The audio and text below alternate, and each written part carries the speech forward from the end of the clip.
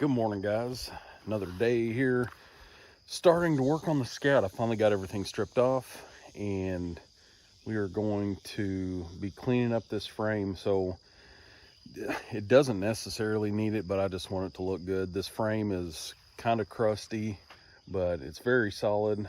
And I've got everything. I've got the motor, transmission, fuel tank, everything stripped out. Sorry, I got mosquitoes here. It's early in the morning, they're really out. So anyway, I'll go ahead and show you the frame, what it looks like with everything stripped off. The gas tank, I was hoping to be able to reuse it, but it was just full of rust. And the sending unit, fuel pump, all that, it was just really bad shape. But this is what the frame looks like, all stripped down. Now there's a few of these body mounts, like right there and right there. There's two up front there by the core support where that would go. I'm not sure if I'll have to take those off yet or not, but we'll strip those off.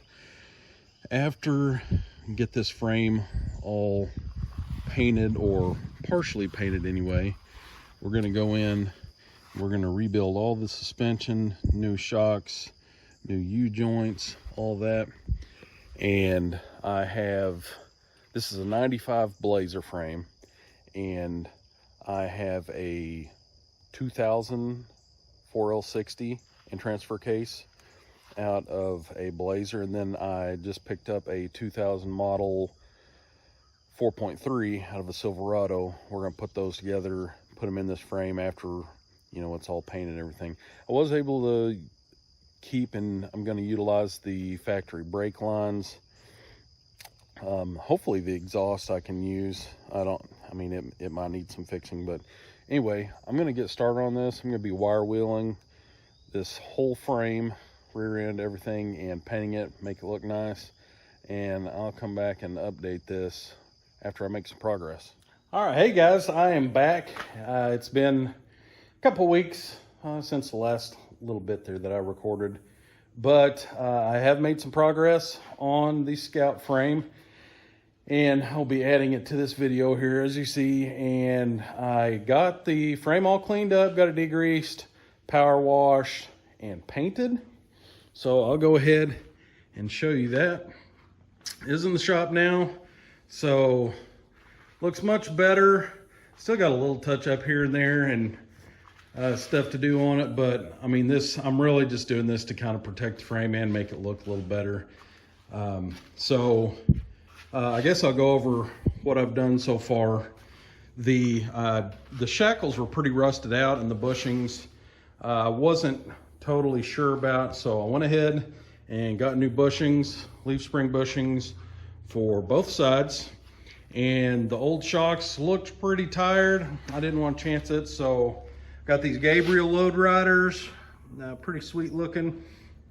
Got the little coil over. And then of course the gas tank. I was gonna try to use it if I could. I can't remember, since it's been a few weeks, if I mentioned on the last video or not. But I opened the tank up, took the fuel pump sending unit out, and the old tank was just absolutely disgusting inside. The sending unit was full of rust, and it was garbage. So what I did, got a new tank. He's pretty cheap. I think it's $100 for a new tank. Got a new sender with a fuel pump on it, but I took the fuel pump that came on it off, and I used a actual good fuel pump. And I used the same fuel pump that I used on the blue truck and the red truck. It's 255 liters per minute or per hour, whatever. Anyway, new fuel pump, and I think that's about all I've done. Obviously, got the new wheels, garbage tires. Still have to cut these mounts off. I did get the ones down the side cut off, ground down before I painted. I'm gonna go ahead and cut those off too. But coming up next, had a big parts order, and I will be able to clean up these control arms. Got New calipers coming, new brake discs, brake pads, brake lines. And then for the back, got new drums and all new springs and wheel cylinders. So by the time this is done, everything should be pretty good. I checked out the suspension up front. The only thing that I saw that was real bad, and I don't know if I can get it in here, those the tie rods, they are pretty gross. Ball joints seem okay. I don't really get any, side-to-side movement out of those. I think they'll be fine. If not, those are fairly easy to change, so I can go back and change those. But like I said, I'll get all that painted and all the new brakes and stuff on. And then I have been prepping this motor, got it cleaned up a little bit.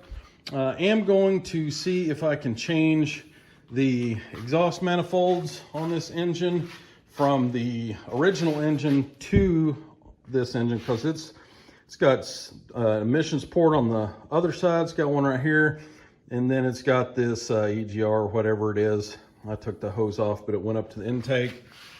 Cut the tube off the intake and welded that shut there.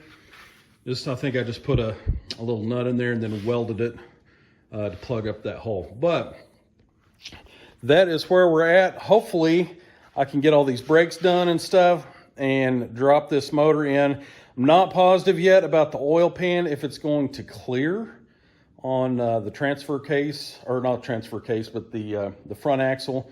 It's pretty tight in there. I'll have to see about that. I do have new motor mounts to put on before I drop that in, but I did custom order a Howell EFI 4.3 standalone harness.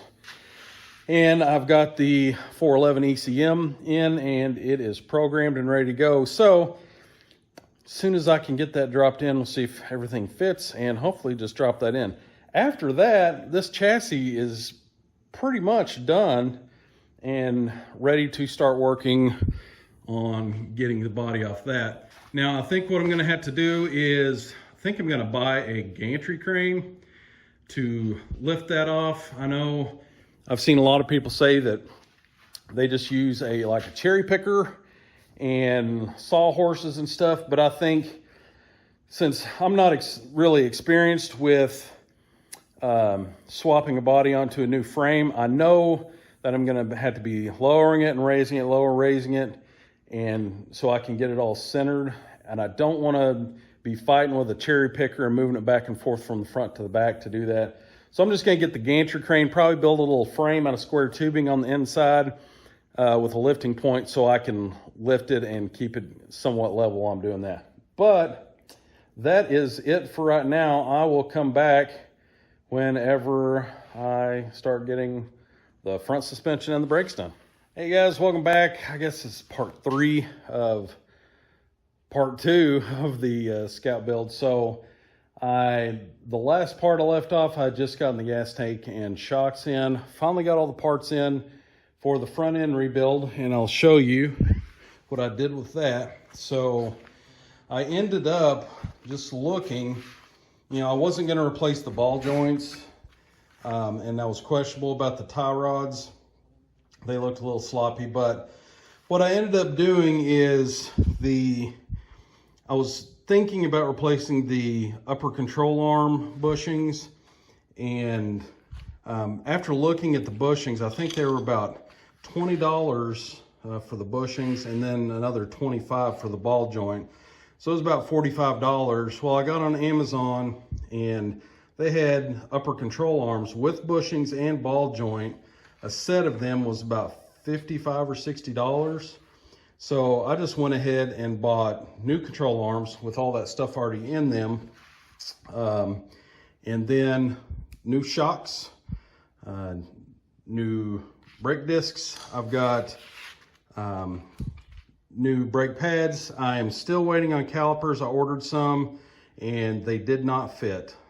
They fit, but the fitting for this brake line, new brake lines, the fitting, the cutout in the back of the caliper for that brake line to go in was not right. So to use those factory brake lines, I needed the correct caliper for those. So went ahead and ordered new calipers. They should be here tomorrow. I did end up going ahead and replacing the tie rods while I'm at it.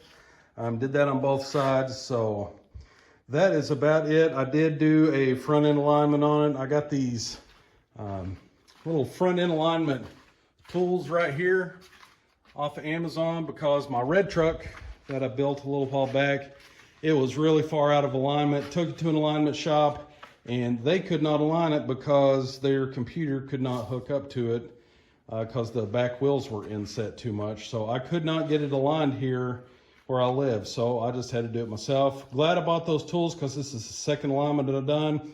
Probably gonna do the blue truck just for the heck of it because I did put new tie rods on it when I built it and I have not aligned it.